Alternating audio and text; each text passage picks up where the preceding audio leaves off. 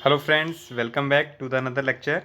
तो friends, chapter 8 में आप लोगों का बहुत बहुत स्वागत है फ्रेंड्स। तो इससे पहले फ्रेंड्स के जो हमने सारे चैप्टर्स हैं वो कंप्लीट कर लिए हैं, ठीक है ना। सबके क्वेश्चंस जो भी हैं हमने डिटेल में डिस्कस किए हैं ईच एंड एवरी। और आई थिंक ये आपका लास्ट चैप्टर होगा, ठीक है ना। इसके बाद हमारा ये आपका बुक जो है पूरा कंप्लीट हो जाएगा, ठीक है ना। आप इसको फुली पैक कर सकते हैं अपनी तरफ से एग्जामिनेशन के लिए भी, ठीक है ना। I think one of the video में एक में शायद कुछ इशू आ रहा है टेक्निकल, वो जैसे ही उसका वो इशू रिजॉल्व हो जाएगा तो वो भी अपलोड हो जाएगा, ठीक है। तो फ्रेंड्स चलिए हम शुरू कर लेते हैं अपना। पेज नंबर क्वेश्चंस का क्या है हमारा, हाँ ये रहा। तो फ्रेंड्स पहला क्वेश्चन क्या है, बोलता है ये रिलेट करता है लोकल गवर्नमेंट से, ठीक है ना, जिसमें हम पंचायत वगैरह को, ये सारी जो चीज़ें आपकी लोकल गवर्नमेंट में वो सब डील करके चलेंगे। Constitution of India visualized village panchayat as units of self-government. Think over the situation described in the following statements and explain how do these situations strengthen or weaken the panchayats in becoming units of self-government। कि भाई जो भी आपका constitution of India ने, ठीक है ना, units बनाई हैं सेल्फ गवर्नमेंट के लिए, तो उससे हमारी जो पंचायत है वो कितनी या तो स्ट्रेंथन करी गई हैं या फिर वीक हुई हैं, वो हमारे को हर एक इसमें बताना है। हमारे पास 5 केस स्टडीज इसमें दे रखी हैं। तो सबसे पहली की स्टडी क्या है, government of a state has allowed a big company to establish a huge plant. Steel plant आप सेटअप कर सकते हैं, गवर्नमेंट ने एक बिग कंपनी को कर दिया है अलाउ। मतलब इसका मतलब आप बिग कंपनी में मान लीजिए रिलायंस को, ठीक है ना। गवर्नमेंट ऑफ स्टेट मतलब कोई भी मान लीजिए गुजरात को, रिलायंस कंपनी सेटअप, गुजरात की जो स्टेट है उसने रिलायंस कंपनी को बोल दिया कि भैया आप एक स्टील प्लांट लगा सकते हैं। चलिए, many villages would be adversely affected by the steel plant. अब उससे क्या होगा, एडवर्सली अफेक्ट करेंगे वो स्टील प्लांट से, स्टील प्लांट की वजह से। Gram Sabha of one of the affected villages passed a resolution that before establishing any big industries in the region village people must be consulted and their grievances, जो भी उनकी problem है वो आपको रिड्रेस करनी चाहिए, ठीक है ना। तो ये क्या हुआ फ्रेंड्स, ग्राम सभा में एक इस तरीके की रेजोल्यूशंस पास करी गई हैं, ठीक है ना। तो कि भाई इस तरीके से आप अगर स्टील प्लांट लगाएंगे तो हम लोगों को तो काफ़ी नुकसान हो जाएगा। तो उसी चीज़ को तो एक तरीके से क्या हुआ फ्रेंड्स कि जो भी ग्राम पंचायत है, ठीक है ना, उसको क्या करना पड़ेगा, एक तरीके से जो भी ग्राम पंचायत है भाई वो डिस्कस करे बिना किसी के परमिशन के, वो इस तरीके से अलाउ ना कर दे कि भाई किसी भी तरीके से आज स्टील प्लांट बन रहा है, कल को कोई डैम बनाएगा, कल को कोई इशू होगा, और जो उसका एक तरीके से खामियाजा है या भुगतान किसको करना पड़ेगा फ्रेंड्स, वो आप जैसे और हम जैसे लोगों को करना पड़ता है। तो उस चीज़ को टेक रिगार्ड करने के लिए यहाँ पर ये प्रोविज़न रखी गई है कि भाई, तो अब वो जानना चाह रहे हैं कि जो स्टेट गवर्नमेंट का एक्शन है वो क्या है। तो आप फ्रेंड्स बता ही सकते हैं कि जो एक्शन है स्टेट गवर्नमेंट का वो क्या करना चाह रहा है, जो भी पंचायत का इंस्टीट्यूशन है या उसको क्या करना चाह रहा है, वीकन करना चाह रहा है, कमजोर करना चाह रहा है, ठीक है जी। चलिए, तो इससे हमारा ये पहला क्या हो जाता है, अपना कंप्लीट हो जाता है, ओके। और अगर वो स्ट्रेंथन करना चाहती है तो बिल्कुल फ्रेंड्स पंचायत को स्ट्रेंथन कर सकती है, बट उसके लिए क्या करना पड़ेगा, कोई भी डिसीजन लेती है तो पंचायत ग्राम सभा वगैरह को भी आपको कंसल्ट करना पड़ेगा, जो कि विलेजर्स का कहना है, ठीक है ना। चलिए, बी पढ़ लेते हैं। The government has decided that 20% of all it's expenditure would be done through the panchayat, ठीक है ना। तो गवर्नमेंट ने डिसाइड किया कि भाई जो भी स्टेट गवर्नमेंट के थ्रू ही 20% एक्सपेंडिचर किसका होगा, पंचायत का खर्च होगा। तो अब आपको जानना है फ्रेंड्स कि ये अच्छा है या नहीं। तो फ्रेंड्स अगर मैं बताऊं आपके लिए, तो ये पंचायत के लिए बहुत अच्छा है। क्यों? क्योंकि जब वो पैसा खर्च करेंगे, ठीक है ना, तो कहीं ना कहीं स्टेट गवर्नमेंट जब उन्हीं के थ्रू करवाना चाह रही है तो वो इंडिपेंडेंटली बेसिस पर डिसीजन ले सकते हैं, ठीक है ना। और स्टेट गवर्नमेंट जब होगा तो फिर वो इंटरफेरेंस उस चीज़ में नहीं करेगी, ठीक है ना। तो कहीं ना कहीं जब आप इंडिपेंडेंट डिसीजंस लेने लगते हैं तो फ्रेंड्स कहीं ना कहीं जो भी आपका एक पंचायत का लेवल है वो क्या होता है, आपका स्ट्रेंथन होता है, बिकॉज आप बहुत सारे डिसीजंस मेकिंग लेने लगते हैं क्योंकि आपके पास एक सोर्स ऑफ रेवेन्यू होता है, ठीक है। चलिए, तो इसी के साथ हमारे 2 केस स्टडीज कंप्लीट हो जाते हैं। सी के स्टडीज क्या कह रहा है, अ village panchayat kept on demanding funds for building for village school, ठीक है। ओके, स्कूल के लिए वो एक फंड्स मांग रहा है। The government officials turn down their proposal saying that funds are allocated for certain other schemes and can not be spent otherwise. अच्छा जी, तो अब क्या हुआ कि जो वो फंड है आपका सिर्फ वो स्कूल बनने में ही लगे, इसका मतलब क्या है, उसका कहीं और आपका क्या नहीं होना चाहिए, इस्तेमाल नहीं होना चाहिए, ठीक है ना। तो इस चीज़ का हमारे को ध्यान रखना पड़ेगा। तो कम एक तरीके से अगर कहें तो आप भाई उसका एक स्पेशल फंड बना सकते हैं स्पेसिफिकली, ठीक है ना, कि भैया उसी फंड से बस पेमेंट जाएगी कहीं ना कहीं, और उसके लिए गवर्नमेंट ऑफिसर्स को आप जिम्मेदार ठहरा सकते हैं कि भैया आप उस अकाउंट को मेंटेन करेंगे, और उस अकाउंट से जो भी फंड निकलेगा उसकी आप ही अथॉरिटी एक तरीके से देंगे, ठीक है ना। तो इस तरीके से आप क्या कर सकते हैं, प्रॉपर तरीके से आप मैनेज कर सकते हैं। बट अगर फ्रेंड्स उसको स्टेट गवर्नमेंट अपने हाथ में ले लेती है और आपसे बिना पूछे अगर उसमें से फंड निकलने लगता है, तो कहीं ना कहीं आपके जो पंचायत का स्ट्रक्चर है वो क्या करना चाह रहे हैं, वीकन करना चाह रहे हैं, ठीक है ना। चलिए, डी पार्ट है, the government divided a village Dungarpur into two and made a part of village Jamuna and Sohana. Now village Dungarpur has cease to exist in government's book, ठीक है ना। तो अब क्या कहने का मतलब हुआ इनका कि भाई जो एक गवर्नमेंट विलेज है उसको हमने दो उसमें बांट दिया, Jamuna and Sohana. Now village Dungarpur has cease to exist in government's book. अब उस नाम का कोई विलेज है ही नहीं, किसकी बुक्स में, गवर्नमेंट की किताब में। तो अब क्या कहना चाहता है कि भाई अब इससे क्या हुआ कि जो स्ट्रक्चर है वो आपका स्ट्रेंथ हुआ या कम हुआ। तो फ्रेंड्स कहीं ना कहीं देखिए आपका जो पंचायत का स्ट्रक्चर है वो स्ट्रेंथन किया गया है, ठीक है ना। क्योंकि फ्रेंड्स क्या हुआ भाई, जब आपने उसको दो विलेजेस में बांट दिया तो कहीं ना कहीं आपने शॉर्ट एरिया छोटा कर दिया, और जब फ्रेंड्स कम एरिया हो जाता है तो उस पर जो होता है वो फोकस थोड़ा सा डेवलप हो जाता है, इंक्रीज हो जाता है, ठीक है। कहीं ना कहीं एक तरीके से जो पावर होती है वो स्ट्रेंथन्ड हो जाती है, ठीक है। चलिए, तो इस तरीके से फ्रेंड्स ये आप चीज़ें इसमें लिख सकते हैं।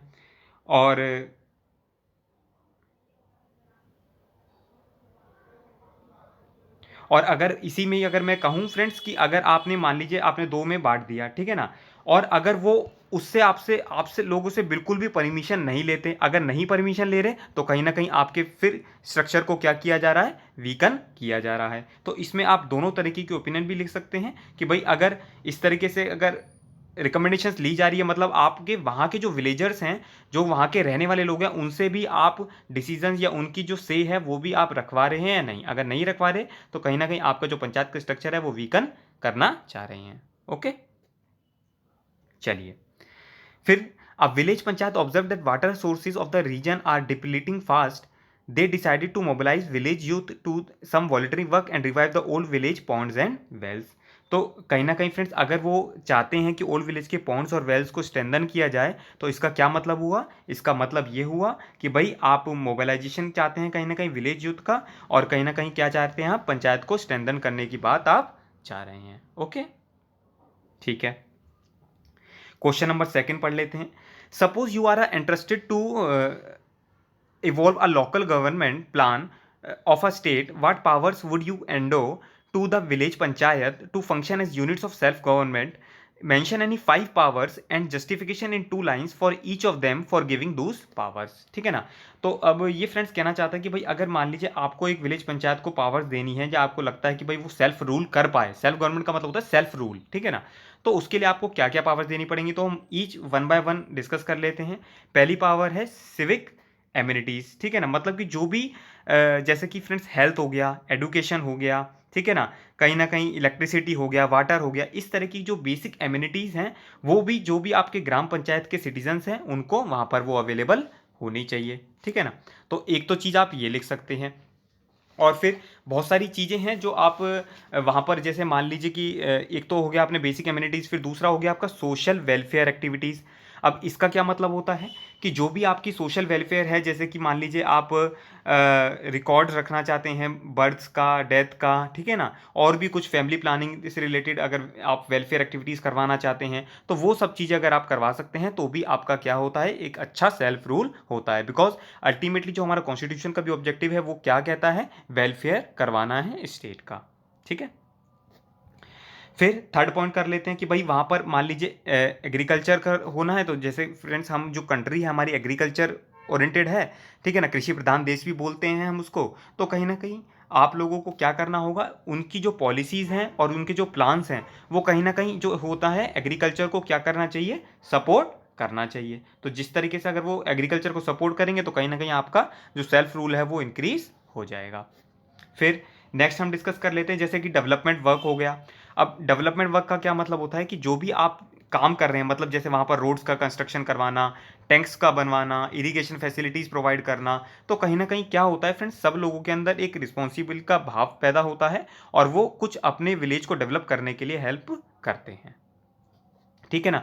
फिर लास्ट आ जाता है आपका एडुकेशन, जो कि सबसे इंपॉर्टेंट है। ठीक है ना। इसमें क्या होता है कि भाई आप लोगों को जो भी प्राइमरी एजुकेशन है उस पर बहुत फोकस करना चाहिए। ठीक है ना, कि भाई आप लोग विलेजेस में स्कूल ओपन करें, वहाँ पर लाइब्रेरीज वगैरह की फैसिलिटीज़ प्रोवाइड करें, जिससे क्या हो, कहीं ना कहीं जो एजुकेशन लेवल है कम से कम एट प्राइमरी लेवल तो कम से कम इंक्रीज होना चाहिए। ठीक है ना, उसके बाद हम सेकेंडरी और हायर लेवल को सोचकर चलते हैं।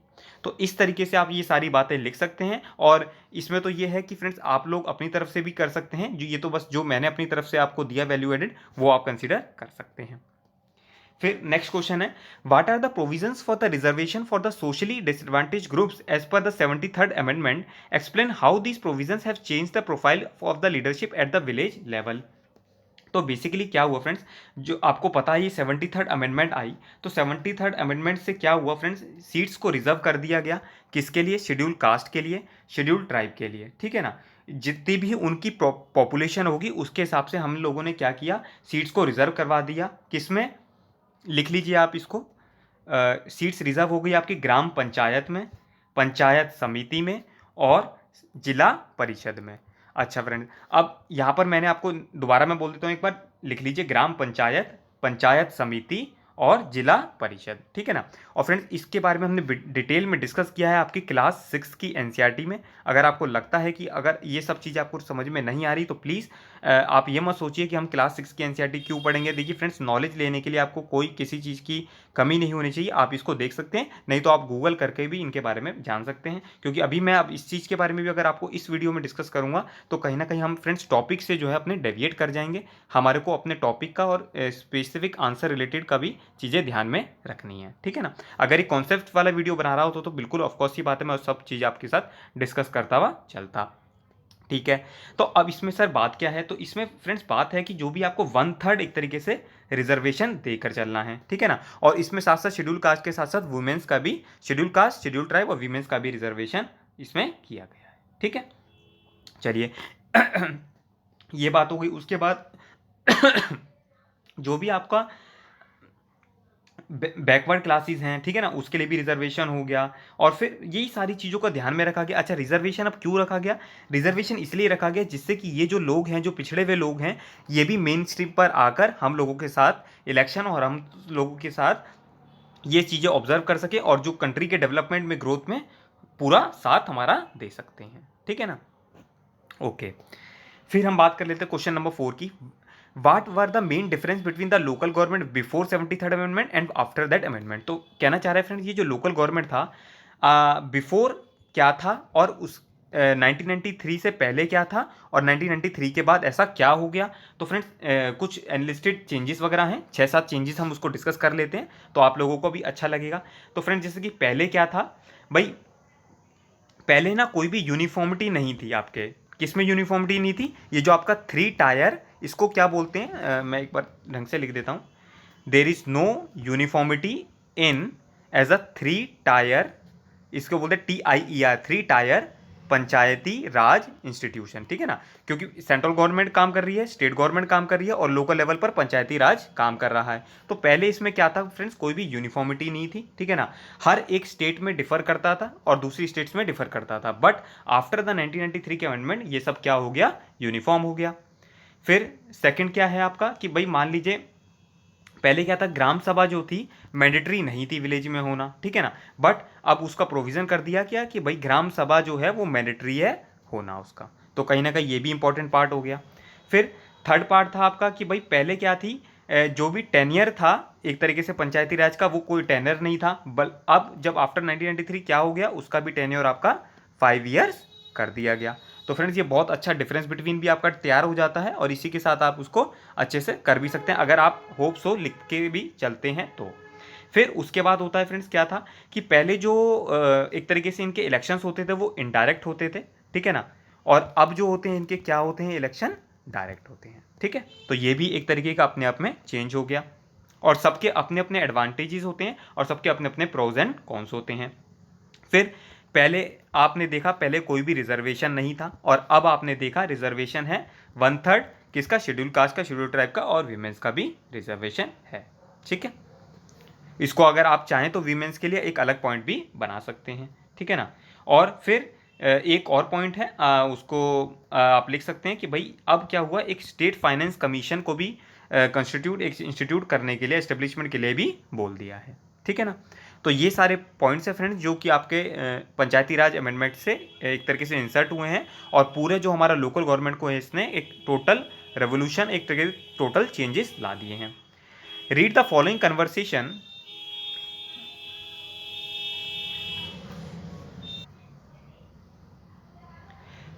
Right in 200 words your opinion about the issues raised in this conversation. तो फ्रेंड्स एक कुछ कन्वर्सेशन दे रखा है, आलोक, नेहा, जयेश, ठीक है ना, उनके बारे में हमारे को पढ़ना है और फिर अपनी एक ओपिनियन देनी है। तो आई थिंक हम तीनों को एक बार पढ़ लेते हैं एंड देन फिर अपनी एक ओपिनियन ड्राफ्ट करेंगे। आलोक कहता है, our constitution guarantee equality between man and women. ठीक है। Reservation in local bodies for women ensure there equal share in power. Neha क्या कहती है, but it is not enough that women should be in position of power, it is necessary that budget of local bodies should have separate provision for women. Okay. Jayesh क्या कहते हैं, I don't like this reservation business, I a local body must take care of all people in the village and that would automatically take care of women and their interest. ठीक है ना। तो friends अब हमने इन तीनों लोगों की जो है एक ओपिनियन पढ़ ली है कि भाई कौन क्या कहना चाहता है। कहीं ना कहीं देखिए फ्रेंड्स, कॉन्स्टिट्यूशन में बताया है इक्वलिटी के बारे में। ठीक है ना। और अगर आप लिखना चाहते हैं लिख सकते हैं, आर्टिकल 15 हमारा इसी से रिलेट बात करता है। ठीक है ना। फिर उसके बाद क्या करता है, एक आर्टिकल 39 है जो आपका किसकी बात करता है, राइट टू लाइवलीहुड की बात करता है, कि भाई आप लोगों को, सारे जो सिटीजन्स कंट्री के हैं उनको, कि भाई इक्वल अपॉर्चुनिटी मिलनी चाहिए, इक्वल वर्क मिलना चाहिए। ठीक है ना। कोई भी डिस्क्रिमिनेशन नहीं होना चाहिए मैन एंड वीमेन के बीच में। ठीक है ना। तो अगर आप इन दोनों प्रोविजंस को साथ में हारमोनियस, एक कहते हैं हारमोनियस रूल, अगर वो लगाकर आप पढ़ते हैं तो कहीं ना कहीं इस कंक्लूजन पर आप पहुंच सकते हैं। अब डिफरेंट डिफरेंट जो ओपिनियन थी वो पहले आलोक जी कह रहे हैं कि भाई हमारे गारंटी कर रखी है कॉन्स्टिट्यूशन में मैन एंड वीमेन के लिए। ठीक है ना। तो अगर हम रिजर्वेशन करते हैं वीमेन के लिए तो कहीं ना कहीं एक इक्वल पावर को ही हम क्या कर रहे हैं, बढ़ावा दे रहे हैं। बिल्कुल ठीक बात है। फिर नेहा जी क्या कह रही हैं कि भाई आपको बजट में क्या करना पड़ेगा, उनके पास सेपरेट प्रोविजन करनी पड़ेगी। ठीक है ना। उससे क्या होगा कि कंडीशंस जो होंगी वो अच्छी हो सकती हैं। तो उनका भी एक अपना ओपिनियन है और वो कुछ हद तक अच्छी और ठीक बात है। फिर जयेश जी क्या कह रहे हैं, जयेश जी कह रहे हैं कि भाई लोकल बॉडी को ही टेक केयर करना चाहिए, और मतलब उसी के अंदर, मतलब विलेजेस में ही सारी वीमेंस वगैरह आ जाएंगी।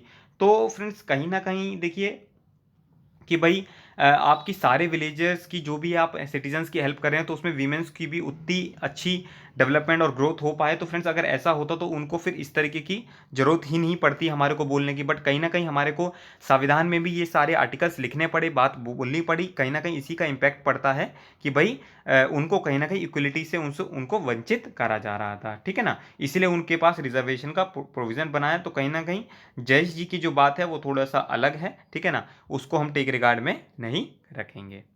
ठीक है ना। तो हमारे को रिजर्वेशन से ही हम उनका उद्धार जा सकते हैं। हाँ, जब वो उनकी सिचुएशन पूरी इंप्रूव हो जाएगी, हमारे बराबर में वो आकर खड़े हो सकते हैं और हो सकेंगी, तो उसके बाद क्या होगा, हम वो रिजर्वेशन का चाहे तो उनकी स्थिति को देखकर हटा सकते हैं कि भाई अब हमारे वीमेंस भी हैं पूरे मेंस के बराबर आ गई हैं, और बल्कि ये भी कह सकते हैं कि भाई अब उनसे वो आगे ही निकल रही हैं। ठीक है।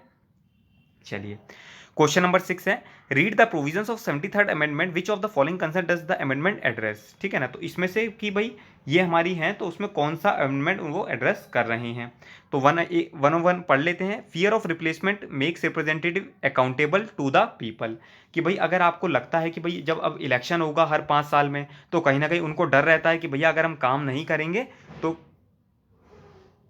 किसी और को क्या कर लिया जाएगा, इलेक्शन कर लिया जाएगा। ठीक है ना। तो इसी से क्या होता है, वो रिप्रेजेंटेटिव जो होता है वो ईमानदारी के साथ और अकाउंटेबली काम करते हैं।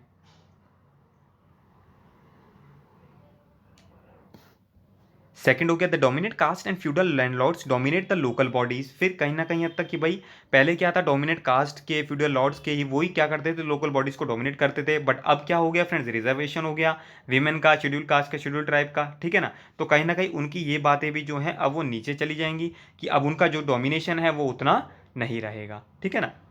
तो कहीं ना कहीं हाँ, इसमें कुछ ना कुछ कभी कभार इश्यूज भी आ जाते हैं टेंशन्स के और कन्फ्लिक्ट के, बट हमारे को सबको साथ लेकर चलना है और सबका साथ विकास करना है, जैसा हमारा टैगलाइन भी है, सबका साथ सबका विकास। ठीक है ना। थर्ड है आपका, rural illiteracy is very high, illiterate people can take decision about the development of village. ठीक है ना। तो कहता है कि भाई रूरल में क्या होता है, इलिटरेसी ज़्यादा होती है, तो कहीं ना कहीं क्या होता है कि भाई वो डिसीजन तो लेते ही नहीं है। तो फ्रेंड्स देखिए, डिसीजन ना लेना वो एक अलग बात है, बट आप उनको अधिकार ही ना दें या फिर आप उनको एडुकेशन ही ना दें। ठीक है ना। कम से कम एडुकेशन में प्राइमरी और सेकेंडरी लेवल की तो एडुकेशन आपको देनी होगी, जिससे वो क्या होगा, कुछ कहीं ना कहीं हद तक जो समाज में इम्प्रूवमेंट है वो क्राइटेरिया बनेगा, और फिर वो भी हमारे साथ डिसीजंस में पार्टिसिपेट कर सकते हैं, डेमोक्रेसी में पार्टिसिपेट कर सकते हैं। To be effective the village panchayat need resources and powers to make plans for village development. फिर क्या हुआ कि भाई जितने भी आपके मान लीजिए पावर्स चाहिए आपको, कि भाई किसी तरीके का नया टैक्स लगाना है, कलेक्ट करना है टैक्स, ठीक है ना, भाई कहाँ का टोल लगाना होता है, इस तरीके की जब बातें होती हैं तो कहीं ना कहीं उसके लिए फिर जो मैंने आपको बताया था, स्टेट फाइनेंस कमीशन का भी रोल आ जाता है। ठीक है ना। जो रिकमेंडेशंस करता है कि भाई ग्रांट्स हमारे को स्टेट गवर्नमेंट से कितना मिला, कहाँ कहाँ हमको खर्च करना है, तो ये सारी चीज़ें हमारे को ध्यान में रखनी चाहिए, जिससे कि हम अच्छे से जो अपने रिसोर्सेज को हैं इफेक्टिवली और इफिशियंटली यूज़ कर सकते हैं।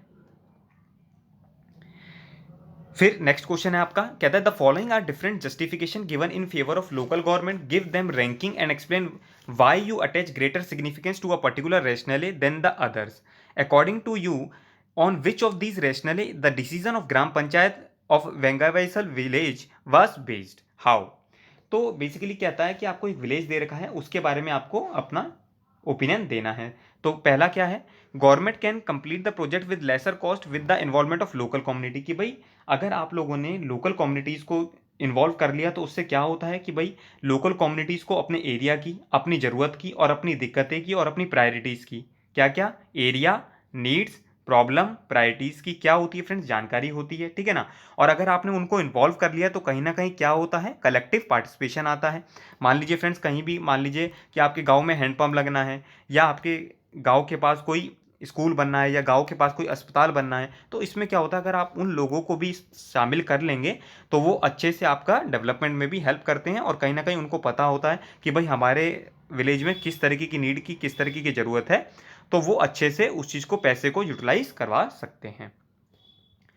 फिर दूसरी बात है, the development plans made by local people will have greater acceptability than those made by the government officers, की जो भी अगर लोकल पीपल के साथ इन्वॉल्वमेंट करके अगर आप बनाते हैं तो लेसर कॉस्ट तो उसकी रहती रहती है, उसके साथ साथ जो प्लान्स होते हैं उसकी ग्रेटर एक्सेप्टेबिलिटी होती है। इसका रीज़न क्या है फ्रेंड्स, जैसे कि मान लीजिए एक डिसीजन तो सरकार लेकर आपके ऊपर थोप रही है, दूसरा क्या होता है, एक डिसीजन लिया, उसमें आप लोगों को भी इन्वॉल्व किया। अब जब आप लोगों को भी इन्वॉल्व किया जाता है तो फ्रेंड्स आप लोगों को भी अच्छा लगता है कि भाई ये तो हमारा प्रोजेक्ट है, ये तो हमारा ही काम हो रहा है। ठीक है। फिर नेक्स्ट है आपका, कहता है कि आप people know their area needs, हाँ ये हमने डिस्कस कर ही लिया कि by collective participation they should discuss and take decision about their life. It is difficult for the common people to contact their representative of the state और the, अब ये कह रहा है कि भाई जो कॉमन पीपल होता है उसके लिए तो डिफिकल्ट होता है। तो फ्रेंड देखिए, ऐसा नहीं है, जिसको भी आपने रिप्रेजेंटेटिव बनाया है, जीता है, कहीं ना कहीं वो आप लोगों का सपोर्ट करेगा। क्यों? क्योंकि उसको भी फियर रहता है कि अगर आप लोगों का उसने काम नहीं किया तो उसको नेक्स्ट ईयर आप फिर इलेक्टेड नहीं बनाएंगे। ठीक है ना। तो ये अच्छी बात है, कहीं ना कहीं अगर आप लोग ये सब चीज़ें देखते हैं तो कहीं ना कहीं इन्वॉल्वमेंट उनका बढ़ता है, तो ये अच्छी बात है। फिर नेक्स्ट है आपका, which of the following according to your involve decentralisation, why are other option not sufficient for decentralisation, to hold election of gram panchayat, ठीक है, decision by the villagers themselves about what policies and programmes are useful for the village, power to call meeting of gram sabha, a gram panchayat receiving the report from the block BDO, इसको बोलते हैं block development officer, about the progress of a project started by the state government. ठीक है ना। तो अब हमारे को तीन चार ऑप्शंस दिए हुए हैं, तो हम एक एक करके सबका डिस्कस कर लेते हैं। कहता है कि आपको किस में लगता है कि डिसेंट्रलाइजेशन हुआ है। तो friend, to hold election of gram panchayat, अगर ग्राम पंचायत अपने इलेक्शन कर पा रही है तो कहीं ना कहीं क्या हुआ, आपने इसको डिसेंट्रलाइजेशन का पार्ट बना दिया। फिर अगर डिसीजन ले रहे हैं विलेजर्स तो कहीं ना कहीं इसका भी क्या मतलब हुआ कि भाई ये भी एक तरीके से क्या हुआ, आपने इलेक्शन को इलेक्ट करने के लिए रिप्रेजेंट, तो मतलब कहीं ना कहीं आपने डेवलपमेंट के लिए डिसीजन लिए हैं। फिर मीटिंग हो रही है अगर एक तरीके से, तो ये भी एक तरीके का क्या है, आपका डेवलपमेंट का ही प्रोसीजर है कि अगर आप ग्राम सभा की मीटिंग वगैरह करते हैं, अटेंड करते हैं। फिर अगर ग्राम पंचायत रिसीव करती है बीडीओ की रिपोर्ट, तो फिर कहीं ना कहीं ये भी प्रोजेक्ट की बात है, तो कहीं ना कहीं वर्किंग ऑफ डिसेंट्रलाइजेशन की ही बात है। ओके, चलिए क्वेश्चन नंबर 9 है ये। आई थिंक बेसिकली आपका एक रिपोर्ट टाइप का है। Raghavendra Parmana wanted to study the role of decentralisation decision making और द प्राइमरी एजुकेशन।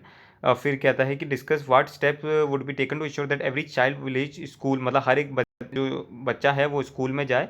और उसको बोला गया कि भाई आप बताइए कि अगर अगर आपको एक डे मिले कि भाई आपको अपने कलेक्टर के साथ रहने को मिले या बीडीओ के साथ, मैंने day of village haat, Sunday, Nag Panchami, Sankranti, what is suitable venue for the meeting, कि भाई कहाँ पर आप रखेंगे, Dalit mohalla, upper caste tola, village school, venue, religious place, तो इसके बारे में हम जान लेते हैं। तो आई थिंक ये पूरा क्वेश्चन ही है जो हमारे को डिटेल में एक तरीके से डिस्कस करना है। फिर क्या बोलता है, ग्राम सभा की मीटिंग है, firstly circular sent by the district collector was read, ठीक है ना। फिर किस तरीके से वो मीटिंग करी जाएगी, ठीक है ना। और अगर हमारे को कुछ मुद्दे हैं जैसे गर्ल्स एजुकेशन से रिलेटेड, स्कूल की बिल्डिंग से रिलेटेड, टाइमिंग क्या होनी चाहिए, ठीक है ना, कि वीमेन टीचर क्यों नहीं आती स्कूल्स वगैरह में, या फिर तो इस तरीके के एजेंडा होंगे, तो हमारे को अपना एक तरीके से इसमें सारा चीज़ें डिस्कस करनी है। तो बेसिकली क्या है फ्रेंड्स कि देखिए आपको जैसे कि सबसे पहले अगर हम इसके हिसाब से चलें कि अगर आप कोई मीटिंग करवा रहे हैं या आपकी मीटिंग है, तो आपको रखना चाहिए कि भाई जो भी हो लोगों का सबसे ज़्यादा मैक्सिमम पार्टिसिपेशन होना चाहिए, ठीक है ना। आप ये सब चीज़ें लिख सकते हैं, ठीक है ना। और प्रेफरेबली कर लीजिए कि भाई आप संडे को उनसे मिलिए, क्यों, क्योंकि संडे सबकी ज़्यादातर छुट्टी रहती है, ऑफिस वगैरह के स्टाफ की भी, तो कहीं ना कहीं लोगों का पार्टिसिपेशन भी ज़्यादा होगा, ठीक है ना। और जब मान लीजिए वीमेन टीचर्स वगैरह हैं और विलेज हार्ट अगर आप लगाते हैं, ठीक है ना, तो लोगों का जो इन्वॉल्वमेंट होगा सबकी, तो फिर वहाँ पर जो उनकी से होगी वो ज़्यादा अवेलेबल रहेगी। फिर बात करते हैं कि भाई जो मोस्ट सुटेबल प्लेस है तो वो आपकी कहाँ होनी चाहिए। तो देखिए फ्रेंड्स, मैं आपसे रिकमेंड करूँगा कि जो विलेज स्कूल है वो सबसे एक बेटर प्लेस है।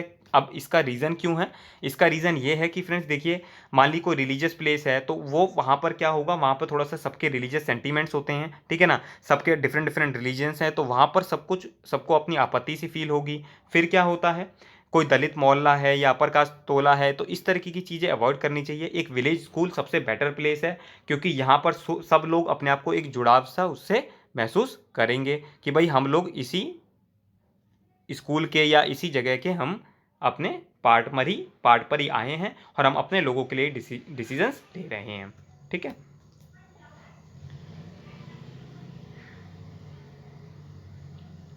फिर बोलता है इन अ ग्राम सभा मीटिंग, तो उसमें आप ये बोल सकते हैं कि भैया जो भी प्रोसीडिंग्स है ग्राम सभा वगैरह की, वो आप उसमें चाहेंगे कि भाई लोगों का पार्टिसिपेशन ज़्यादा से ज़्यादा हो, जो मैंने आपको बताया, ठीक है ना। और जो भी प्रॉब्लम्स रिलेटेड है girls education, attendance of children, वहाँ पर वो सारी आप डिस्कस कर सकते हैं। हाँ, अब एक एजेंडा का जो पार्ट है वो मैं आप लोगों से डिस्कस कर लेता हूँ, क्योंकि ये थोड़ा सा आप लोगों की नया है।